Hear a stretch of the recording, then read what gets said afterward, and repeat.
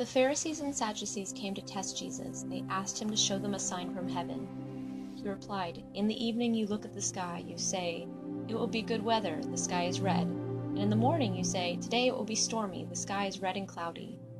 You know the meaning of what you see in the sky, but you can't understand the signs of what is happening right now. An evil and unfaithful people look for a sign, but none will be given to them except the sign of Jonah." Then Jesus left them and went away.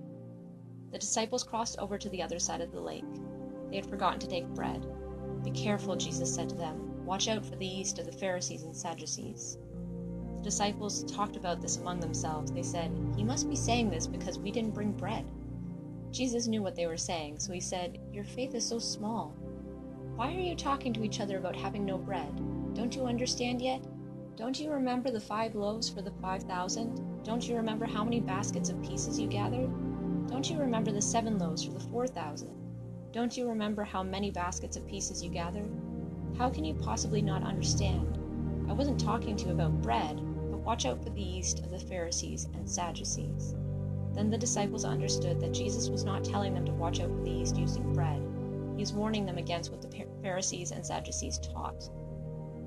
Jesus went to the area of Caesarea Philippi. There he asked his disciples, "Who do people say the Son of Man is?" They replied, "Some say John the Baptist, others say Elijah, still others say Jeremiah or one of the prophets. But what about you?" he asked. "Who do you say I am?" Simon Peter answered, "You are the Messiah. You are the Son of the living God." Jesus replied, "Blessed are you, Simon, son of Jonah. No mere human showed this to you. My Father in heaven showed it to you.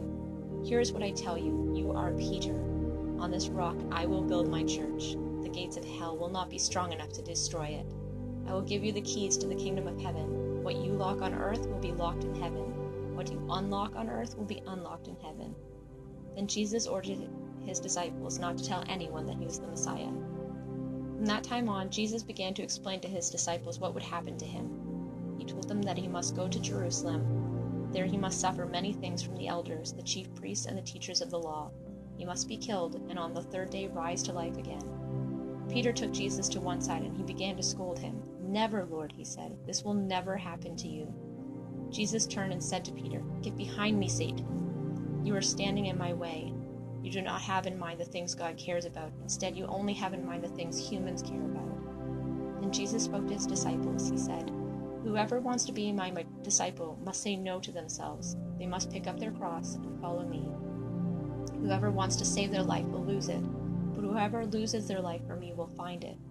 What good is it if someone gains the whole world but loses their soul? What can anyone trade for their soul? The Son of Man is going to come to his Father's glory. His angels will come with him, and he will reward everyone in keeping with what they have done. What I'm about to tell you is true. Some who are standing here will not die before they see the Son of Man coming into his kingdom."